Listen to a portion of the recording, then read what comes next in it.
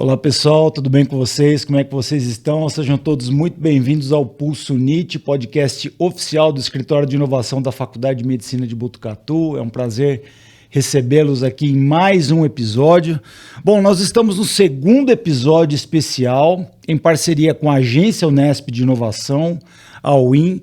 E nesse segundo episódio nós estamos recebendo a Nayara Gaban, ela é gerente de propriedade intelectual da UIN, e nós vamos falar sobre propriedade intelectual. Então, Nayara, muito obrigado, é um prazer recebê-la aqui no Pulso NIT.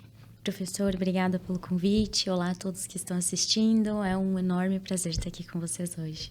Muito bem, então a gente já estava dando uma revisada aqui na pauta da nossa discussão. Nós temos muito assunto para falar sobre propriedade intelectual. Então, para começar, vamos começar do começo. Como que a gente pode definir o que é a propriedade intelectual?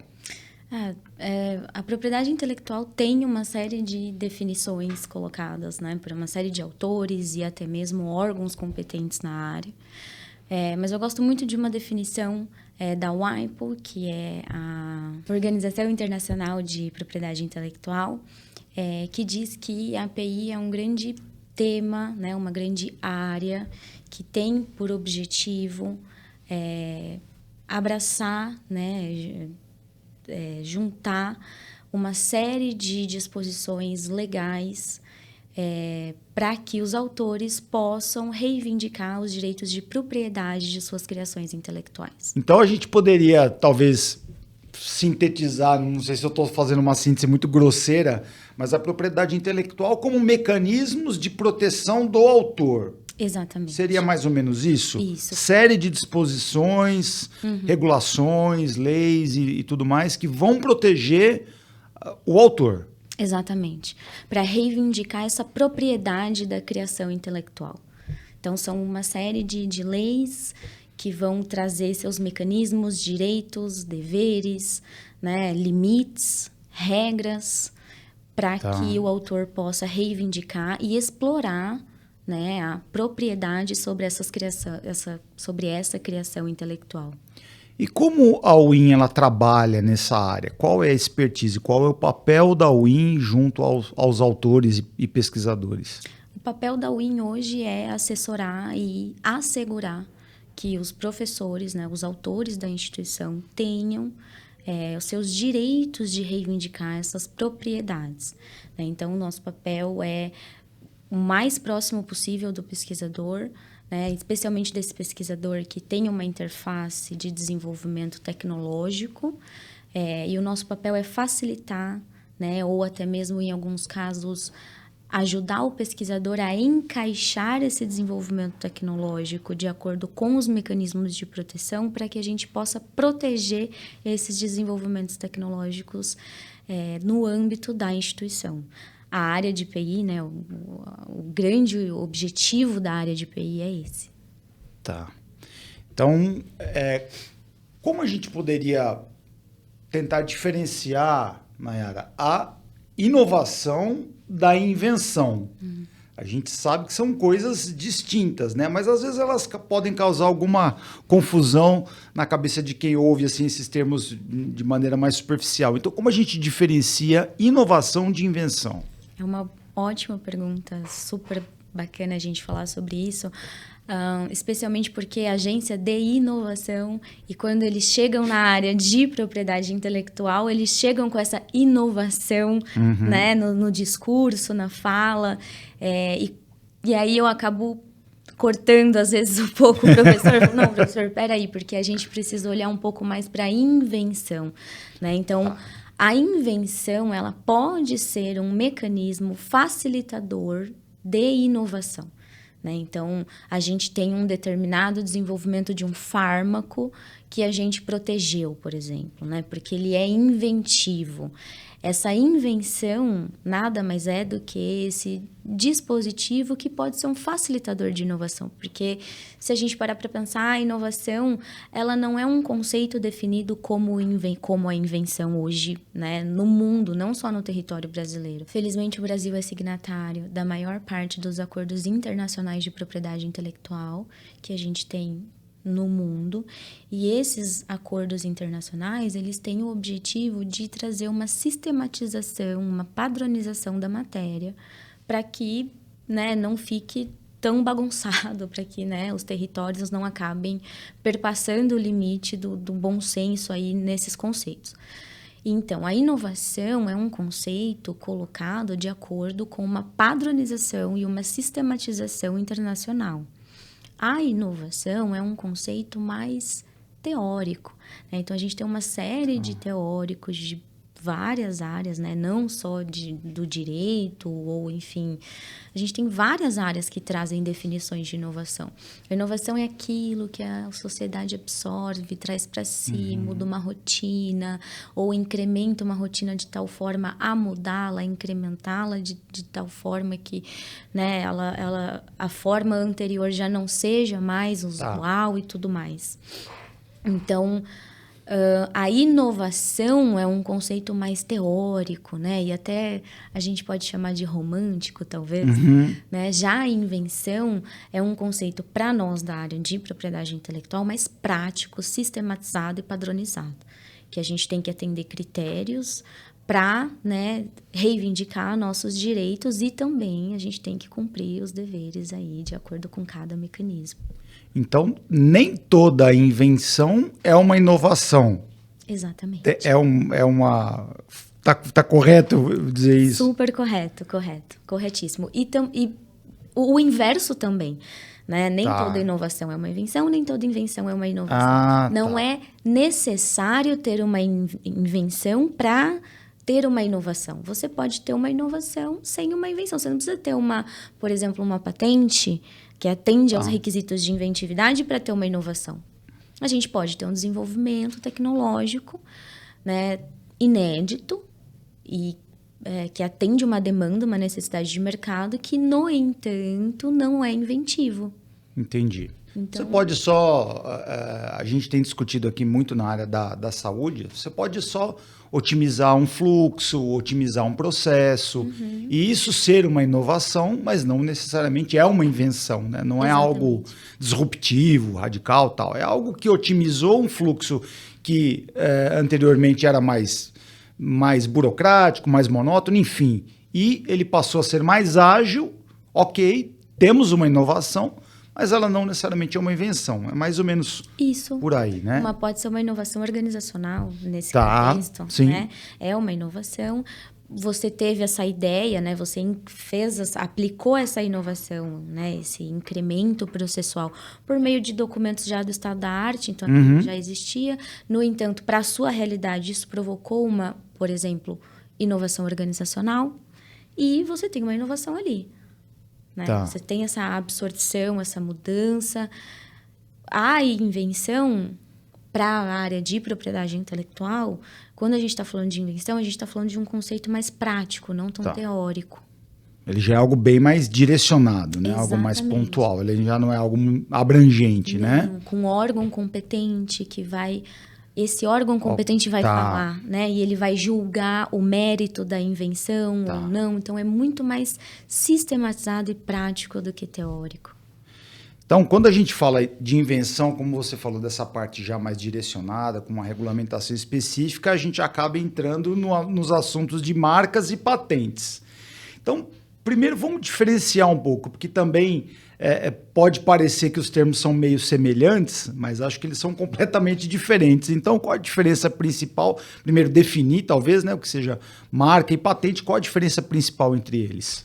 Então, a diferença entre eles é gigante, né? Olha, às vezes a gente acha que são meio parecidos, mas não, né? Já vamos com polêmica. Então. A diferença é muito grande, né? Então, a patente, basicamente, né, a grosso modo, a patente ela se refere a produtos e processos inventivos.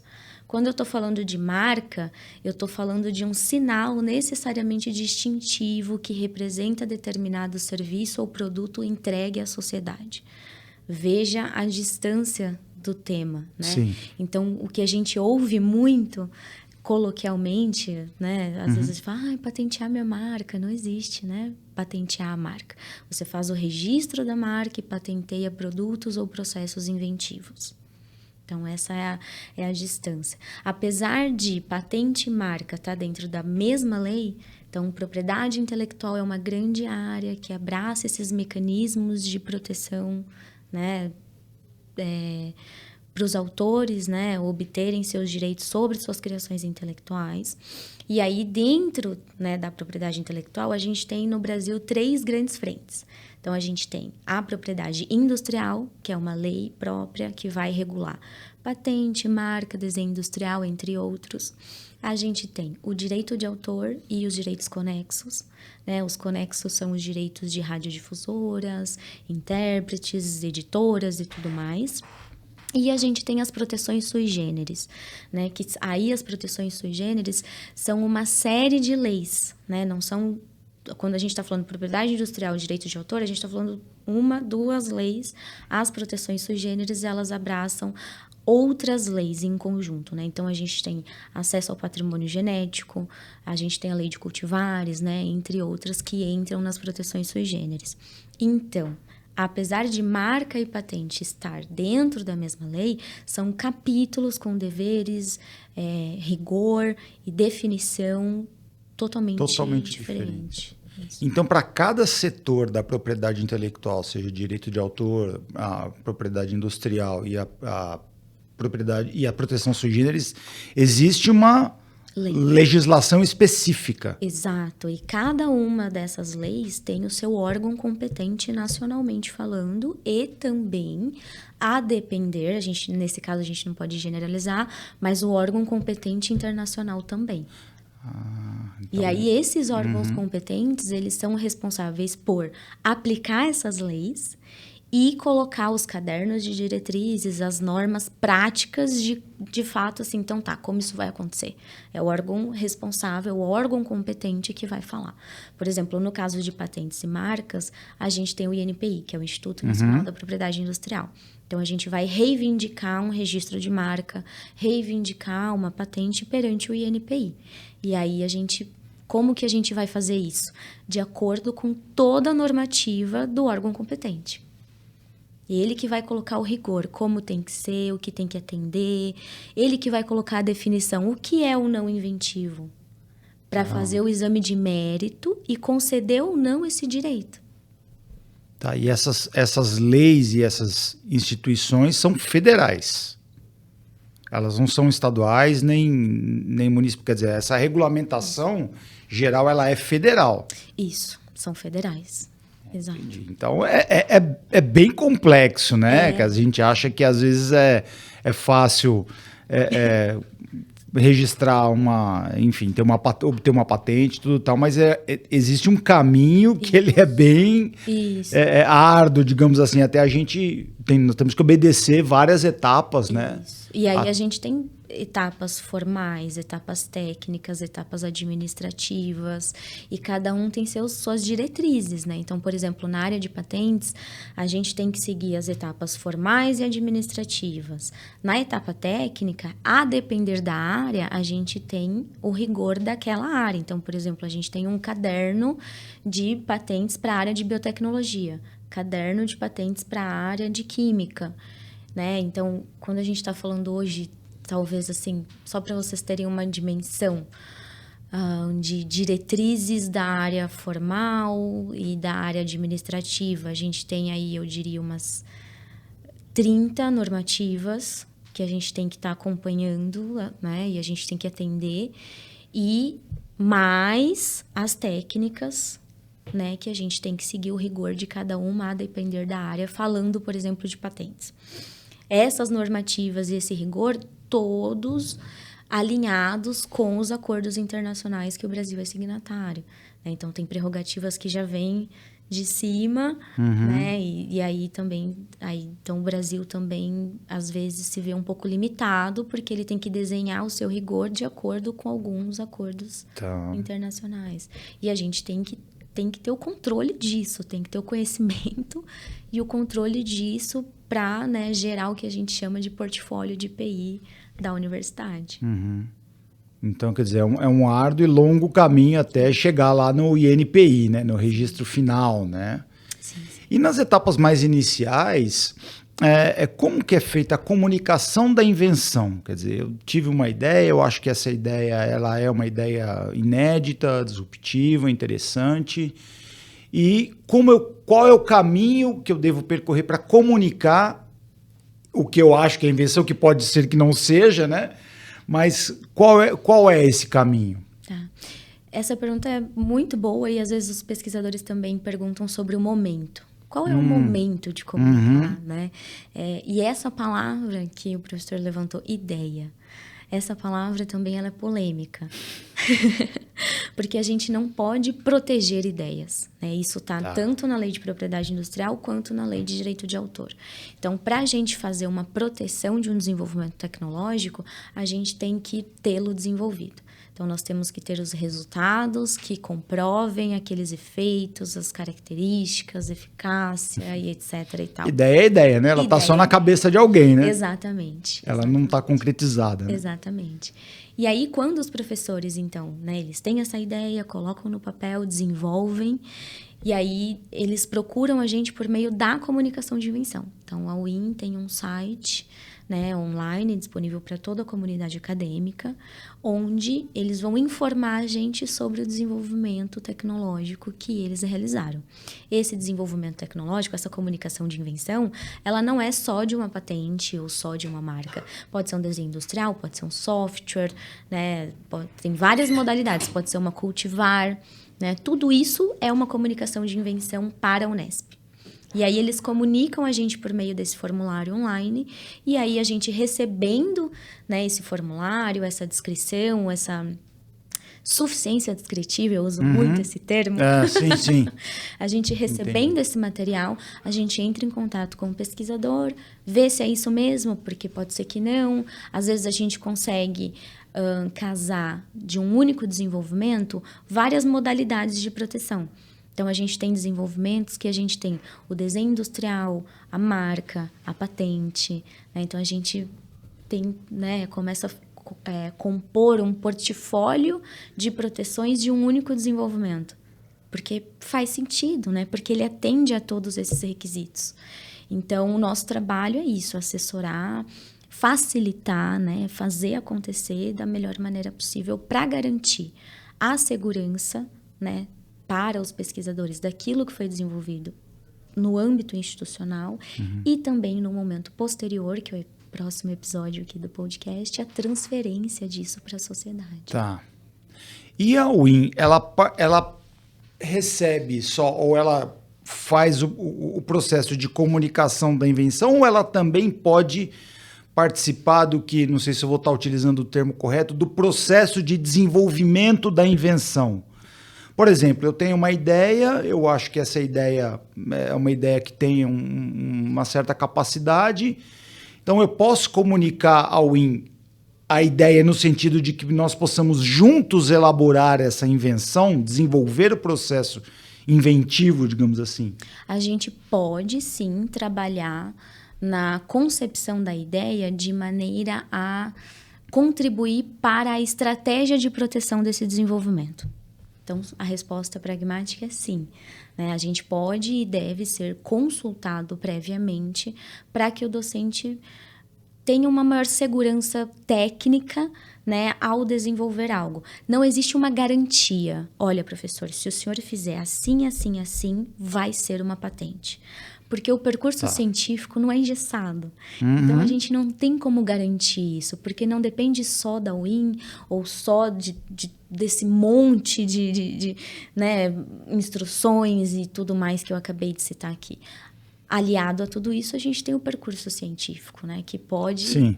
Né, ele pode ir para outros caminhos.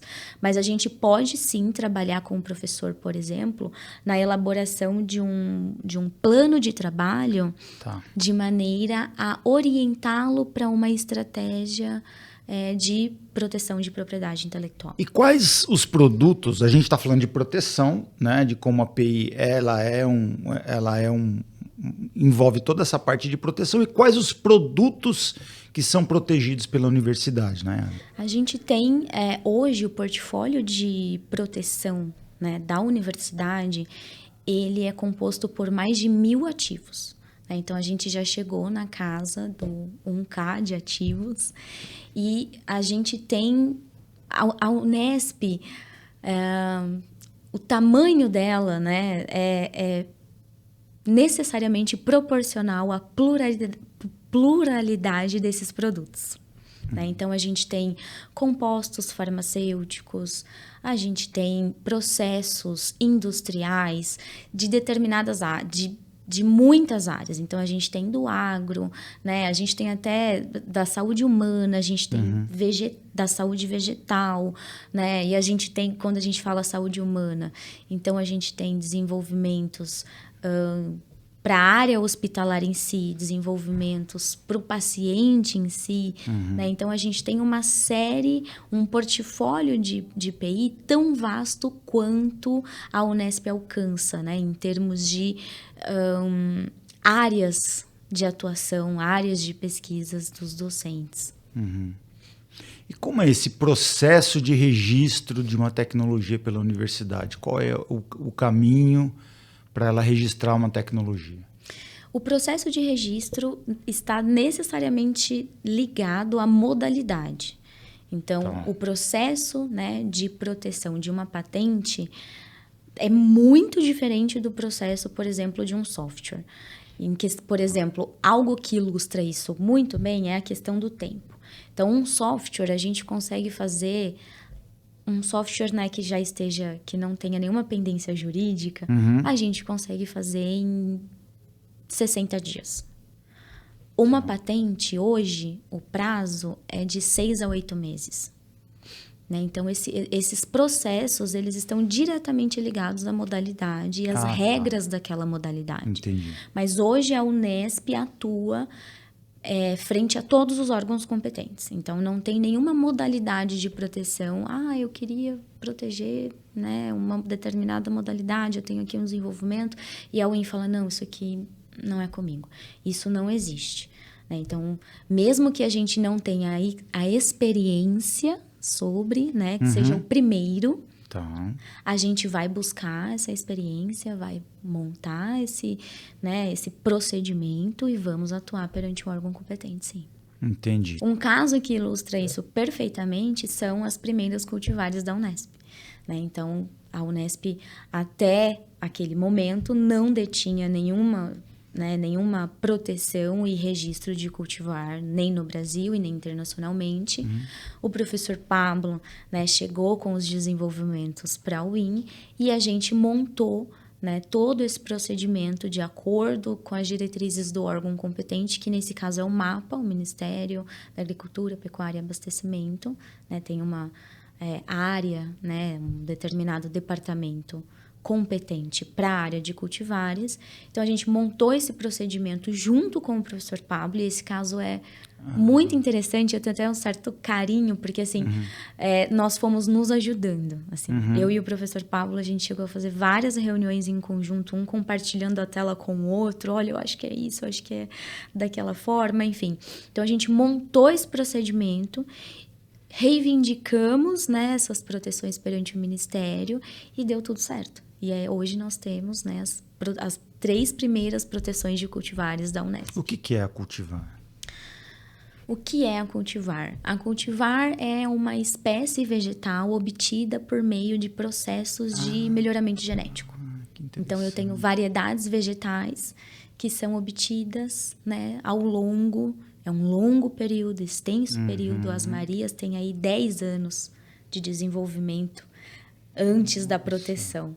Então, quando a gente tem o marco da proteção, que foi um marco para a UIN, um grande aprendizado para a gente, mas a gente tem 10 anos de desenvolvimento, 10 anos de trabalho intenso do professor Pablo de melhoramento genético para obter essas novas variedades de batata doce para que a gente possa proteger. E, felizmente, essas variedades dele, né, as 3 Marias, elas, além, né, de serem variedades vegetais novas e inéditas, atendiam também aos requisitos de proteção. E aí, por isso que a gente conseguiu reivindicar, né, a proteção perante o Ministério. Pode acontecer de ter variedades vegetais, desenvolvidas por meio de processos de melhoramento genético que não necessariamente atendam aos requisitos de proteção. Nesse caso, foi uma grande felicidade, porque as Marias atenderam aos requisitos. Olha, que interessante. Que legal. E esses requisitos, eles também são uma série de cadernos por variedade. Aí a gente tem a área agro, né? Então, a gente tem grandes separações, grandes áreas, e cada a gente tem frutíferas, videiras, por exemplo, né? E aí a gente pode cultivar também de flores, né? Espécies ornamentais, e aí a gente vai ter o caderno de diretriz para cada espécie vegetal que a gente vai precisar atender especificamente. Então, por exemplo, a gente trabalhou com batata doce. Se a gente for trabalhar num futuro próximo, por exemplo, com soja, outro processo. Outro processo, completamente diferente. Exatamente. Outros requisitos, né? Ou outro tipo de apresentação de informação para o Ministério, porque é uma outra variedade. Interessante isso que você está comentando. Tem a questão da proteção, mas quando você consegue o registro dessa tecnologia também, o pesquisador ele tem que descrever o processo. Quer dizer, não é aquela proteção que você fica assim, agora eu estou aqui, não falo nada para ninguém e é meu. Não. A proteção, ela envolve a disseminação da ciência, digamos assim. Ela também tem que haver a descrição do processo. Exato. A concepção desse grande tema da propriedade intelectual se deu com base nesse princípio, um princípio de troca. Então, eu reivindico a propriedade perante o Estado me dá um direito temporário de exclusividade sobre esse determinado desenvolvimento. Em contrapartida, o que eu entrego para o Estado?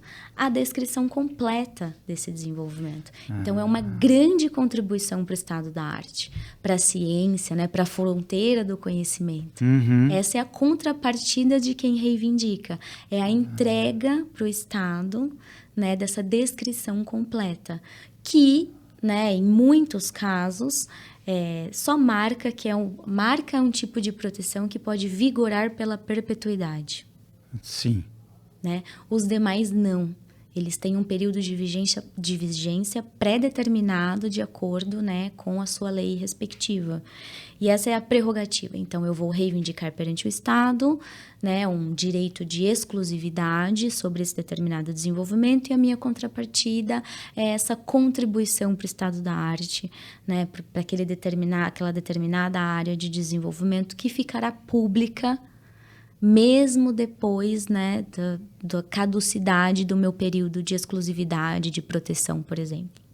E aí entra a transferência da tecnologia, né? A questão de aquilo que foi descrito e que se tornou público pode ser transferido para que o conhecimento se dissemine. Né? Aquilo que foi protegido e se tornou público, se tornou público pela caducidade do tempo de vigência, qualquer um vai poder explorar sem autorização prévia. Agora, se eu estiver dentro do período de vigência da proteção, aí você precisa ter a autorização daquele proprietário para explorar essa propriedade intelectual, por exemplo. E tem uma diferença também entre os períodos, né? Pelo que eu estava vendo, quer dizer, tem a patente de invenção, que tem uma proteção de 20 anos, e a patente de utilidade, é isso? Modelo de utilidade. Modelo de utilidade tem uma proteção. Qual a diferença entre elas? São 5 anos de diferença. E também requisitos. Né? Então, a patente de invenção atende a determinados critérios, modelo de utilidade, determinados outros critérios. E aí, esse assunto também é muito legal, porque tem alguns professores, alguns pesquisadores que acham que patente de modelo de utilidade é uma subcategoria de patente de invenção. E isso não existe. Tá. Né? Então, não existe, eu tenho uma patente de modelo de utilidade, porque não deu para fazer invenção. Não. Ambas são patentes. Patente de invenção, patente de modelo de utilidade. Né? Tá. A patente de invenção tem um período de vigência de até 20 anos e a patente de modelo de utilidade, um período de vigência de até 15 anos. Não é... Esse período também é variável, dependendo não é variável. É porque você pode escolher usar esse período todo ou não. Ah, ok. Fica a critério do proprietário. Você não é obrigado Entendi. a manter essa patente vigente, esse direito de exclusividade por 20 anos. Isso pode parecer loucura, né? Mas por que eu vou reivindicar uma patente se eu não tenho interesse? Mas, em determinadas áreas, a questão da obsolescência tecnológica... Entendi. Ela é tão rápida que realmente não faz sentido esses 20 anos. Então, você abandona e já faz outra proteção. Entendi. Né? Mas... qual era a pergunta? A diferença principal entre patente de inovação e modelo de utilidade. A principal diferença é... A patente de modelo de utilidade refere-se única e exclusivamente a melhorias aplicadas em objetos já existentes. Então, se eu tenho uma patente, um novo método, um novo processo, é impossível ter um MU. Pode ser que seja uma invenção, mas não vai ser um MU. Porque o MU se refere a objetos. Melhorias aplicadas em objetos que já existam. Então, um exemplo muito clássico disso é o telefone sem fio, o telefone com fio. Então, primeiro telefone com fio. Nossa, uma patente de invenção. Uau, não existia telefone. Aí foram lá, tiraram o fio. O que eles desenvolveram? Uma melhoria no uso, né? Um desenvolvimento em um objeto já existente, né? Um desenvolvimento aplicado ao telefone que já existia. Isso é um MU. É uma melhoria no uso de algo que já existe. Entendi. E vai ser sempre de um objeto. Sempre aplicado a um objeto. Essa é a principal diferença. Tudo que não é tão pragmático assim pode ser uma invenção. A gente pode tentar encaixar como uma invenção.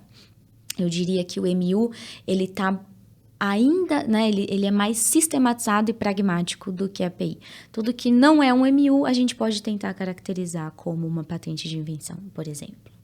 Tá. Bom, então agora vamos para uma pergunta super polêmica, essa daquela de arrepiar.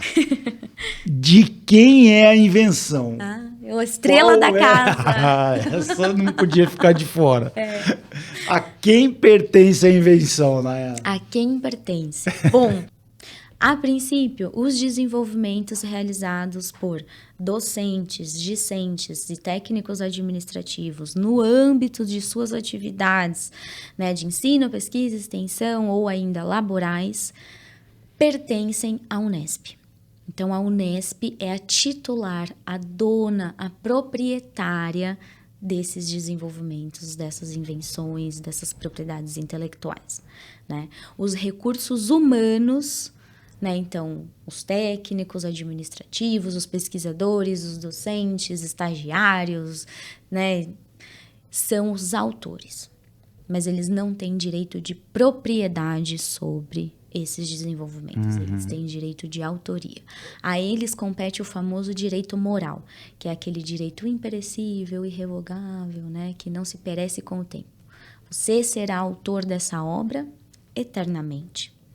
Né? Não tem como passar a autoria. A propriedade não, é aquele direito material. Por exemplo, a Unesp tem o mesmo direito de uma editora. Eu posso vender, eu posso licenciar, eu posso, né? Enfim, tenho aí uma série de prerrogativas e possibilidades, né, que existem. Mas, a princípio, a quem pertence? A Unesp. E é importante dizer que isso não pertence à Unesp porque ela quer e porque ela disse que é dela. Isso pertence à Unesp conforme previsto em lei. Né? E não estou falando de um decreto estadual específico de São Paulo ou uma lei federal. Né? Então, a gente tem o Marco Legal da Inovação e tudo mais, e outra série de leis de direito autoral e tudo mais. A própria lei de propriedade industrial também tem uma disposição sobre essa questão, especificamente para atividades laborais, né? De trabalho em si, contratos de trabalho, em que coloca isso muito claro. Né, o empregador, e no caso da Unesp, ela não é empregadora dos alunos e etc. e tal, mas eles são entendidos da mesma forma, pode-se dizer assim. Né? Então, isso tudo pertence à Unesp. Aí cabe a ela, como você falou, explorar isso da maneira com que ela achar melhor. No caso da universidade, ela não sai A Unesp não sai tomando decisões Sim. sem consultar o docente, né? O pesquisador responsável, o autor responsável, vamos chamá-lo assim. Tudo é feito em conjunto, né? Então, às vezes, quando eu levo essa informação para um pesquisador, a princípio ele assusta, assim, até... né? Encosta assim na cadeira. Estão roubando meu filho de mim, Exatamente. Né? Veio essa ideia. Né? Pode dar margem a essa interpretação. Sim. Né? Dá mais... Veja o professor Pablo, a gente está falando de mais de 10 anos de desenvolvimento das Marias. Aí eu chego lá para ele e falo assim, isso não é seu, pertence à Unesp. Então, imagine, também tem toda uma maneira de colocar isso, claro. Explicar, isso deve ser muito bem explicado, para que o autor tenha claro que os seus direitos são mantidos.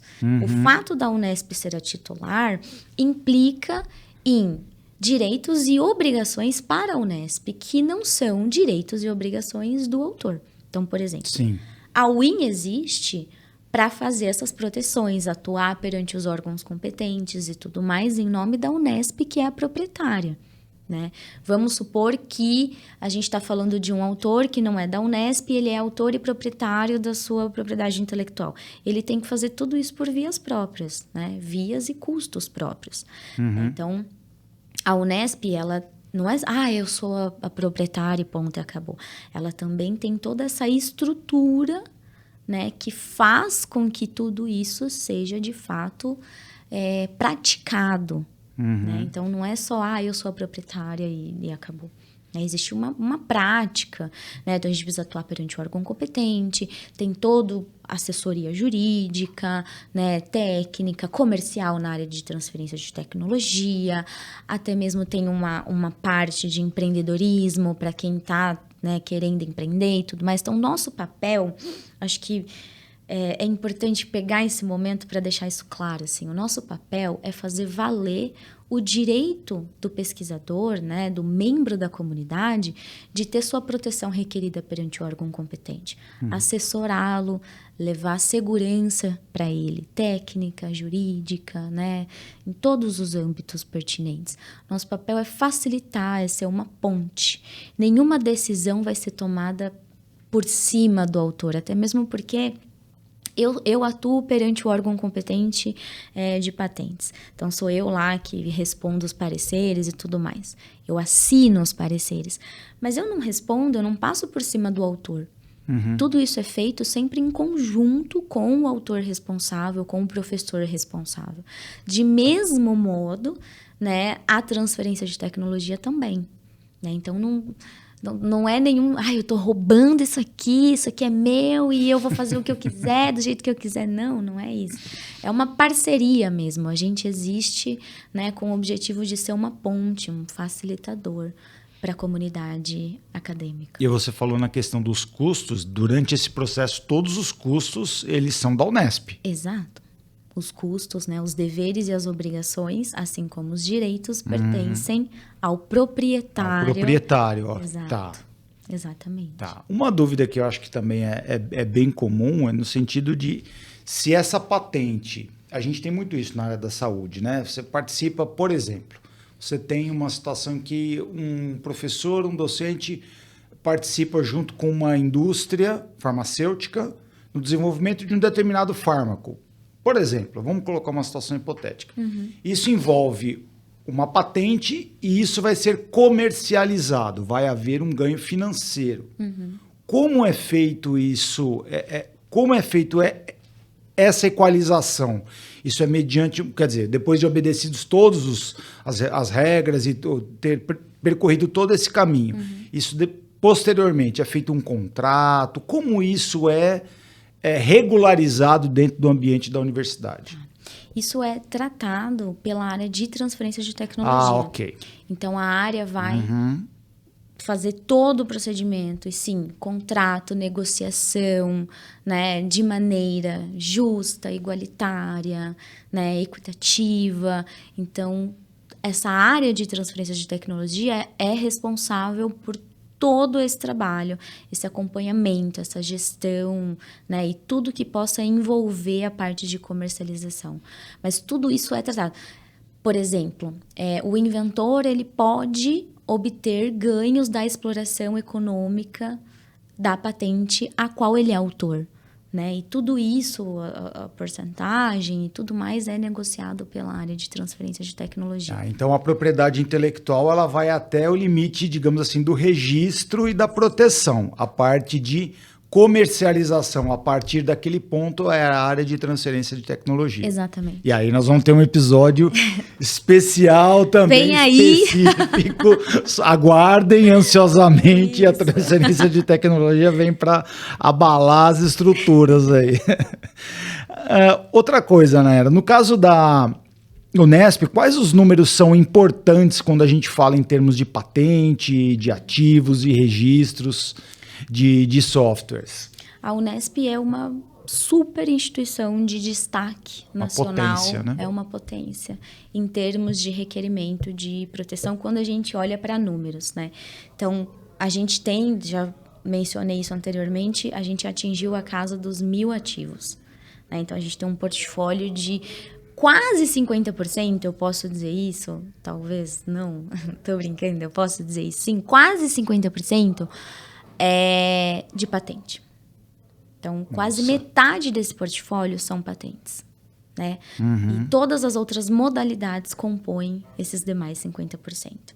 E a Unesp, ela sempre está em destaque em rankings, né?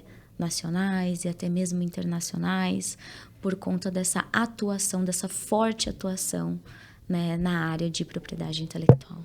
Você mencionou a questão dos cultivares, né? Como foi algo assim, realmente muito singular que aconteceu em todo o processo. Né? Existem alguns outros cases que você possa mencionar? Existe algum case que você se lembra assim, na área da saúde, envolvendo a Faculdade de Medicina? A Unesp, ela se destaca em duas grandes áreas de atuação quando a gente fala de cases de sucesso.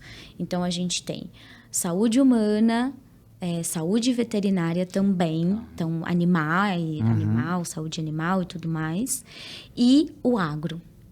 Né, são duas grandes potências. Então, a gente tem também cases muito legais na área de odonto, por exemplo. A gente tem fármacos na área de saúde humana, na área de saúde animal. É difícil pensar e tentar destacar apenas porque são tantos, né? E dada o tamanho da Unesp, a grandeza dela de ser, que seria até injusto a gente, né, destacar um ou outro, porque a gente teria que considerar essa quando eu falo quando você me pergunta de destaque, imediatamente eu penso nessas grandes áreas de maior atuação. Então, saúde humana e animal e agro. Né? Então, essas áreas, elas têm N cases, né? N desenvolvimentos de brilho, né? de destaque no portfólio da universidade. É importante mencionar também que o nosso portfólio ele é público, né? Ah, que interessante. Isso é uma informação importante. Exatamente. Assim como a gente conversou, a prerrogativa de requerer a patente e a entregar essa descrição completa, o portfólio da universidade é público, né? Então, ele fica público na base de dados nacional brasileira. Então, todas as patentes requeridas pela Unesp estão lá à disposição para serem consultadas, né? E, a depender de uma data ou outra, porque aí tem algumas questões técnicas, elas estão já na íntegra públicas, né? Porque a patente fica pelos primeiros 18 meses após o pedido de proteção depositado, ela fica em sigilo absoluto. E aí, só depois desses 18 meses, ela é publicada. Então, tudo que a gente está considerando de hoje, né, 18 meses para trás, já está 100% público na base brasileira. Tá, legal. Muito legal. Bom, nós estamos indo para a reta final do nosso episódio. E eu queria saber como os pesquisadores podem entrar em contato com a UIM, podem entrar em contato contigo, nessa área de propriedade intelectual. Olha, a gente está à disposição, a gente tem uma atuação muito bacana nas redes sociais, né? Então, a gente às vezes recebe contato de pesquisadores até pelo Instagram da própria UIM. A gente tem atendimentos, né? E-mail, telefone, presencialmente. Então, o pesquisador, o aluno, o professor que estiver passando por São Paulo e estiver visitando a reitoria da Unesp, sempre será mais do que bem-vindo. As portas da agência estão mais do que abertas, estão escancaradas para recebê-los, né? A gente acaba ficando lá na reitoria, né? A gente não está dentro necessariamente de um campus, né? Com os cursos e as faculdades, então a gente adora receber o pessoal, é sempre um prazer imenso. Então, a gente está super à disposição, entre em contato, né? Eu particularmente, minha agenda é pública, é um link público que eu distribuo para a Unesp toda, que fica lá todos os horários por dia disponíveis para reunião, e é só clicar no horário e reservar. Isso tem facilitado muito, porque às vezes mandam um e-mail, pode fazer uma reunião? Posso? Ai, que dia? Pode ser quarta, meio-dia. Ai, é exaustivo. E aí já passou 3 dias, até você combinar o horário da reunião. Então, eu criei esse link que eu compartilho com toda a Unesp. É só entrar no link e clicar no horário e no dia que for melhor para o pesquisador. E aí, chegou no dia e no horário, eu entro na sala e a gente faz a nossa reunião. Isso aonde que a gente acessa lá? Onde que está essa agenda? Esse link pode ser acessado através do Fale Conosco do nosso site. No site da UIN. Isso. Legal, muito legal. Bom, pessoal, nós estamos chegando ao final desse episódio. Foi muito legal, foi muito bacana mesmo. Aprendi muito, acho que o pessoal que está acompanhando também, com certeza, aprendeu muito. Eu gostaria de te agradecer. E para você que esteve conosco até aqui, se você gostou desse episódio, compartilhe com seus contatos, nas suas mídias sociais. E deixa aquela avaliação também, 5 estrelas na sua plataforma de podcast, assim a gente dissemina informação de muita qualidade. O podcast Pulso NIT, ele tem o suporte técnico do Núcleo de Educação à Distância e Tecnologias da Informação em Saúde da Faculdade de Medicina. E muito obrigado por você estar conosco em mais um episódio do Pulso NIT. Valeu!